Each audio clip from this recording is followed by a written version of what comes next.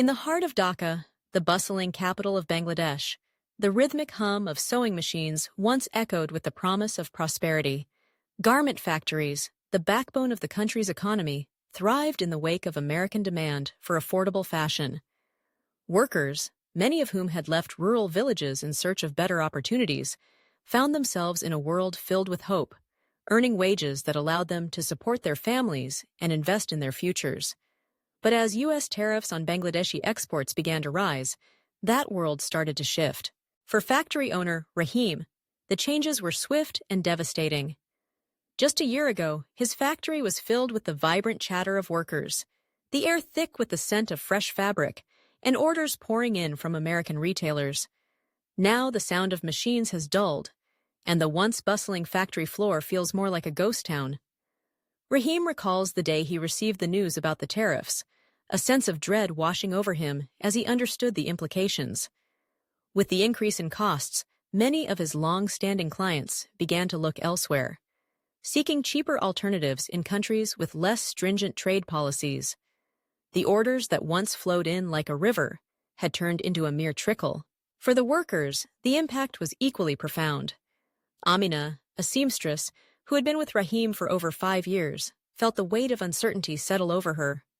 She had dreams of sending her younger brother to university, aspirations that now seemed distant as her hours were cut and overtime vanished.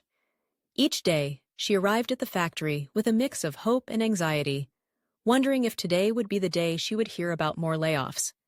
Her colleagues shared similar fears, their laughter replaced by hushed conversations about the future. In response to the mounting challenges, Rahim and other factory owners began to explore new strategies to adapt to the changing trade landscape.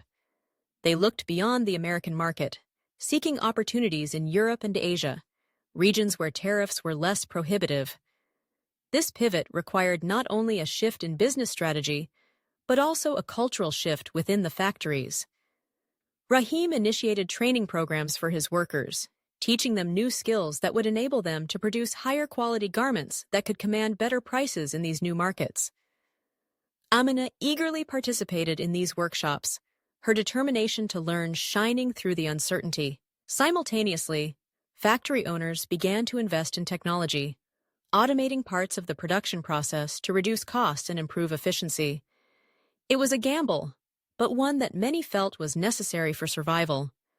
Rahim, who had once relied solely on manual labor, now found himself navigating the complexities of machinery and software, often staying late into the night to understand the new systems.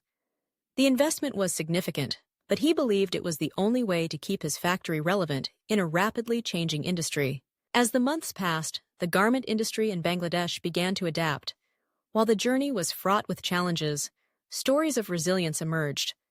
Workers like Amina, who had once felt powerless, began to take charge of their destinies. They formed cooperatives, pooling resources to support each other during tough times, and advocating for better wages and working conditions. Rahim, witnessing this shift, found renewed hope in the solidarity of his workers.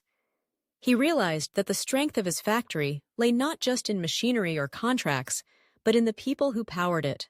Though the specter of tariffs loomed large, the spirit of adaptation and resilience flourished in the heart of Dhaka's garment factories.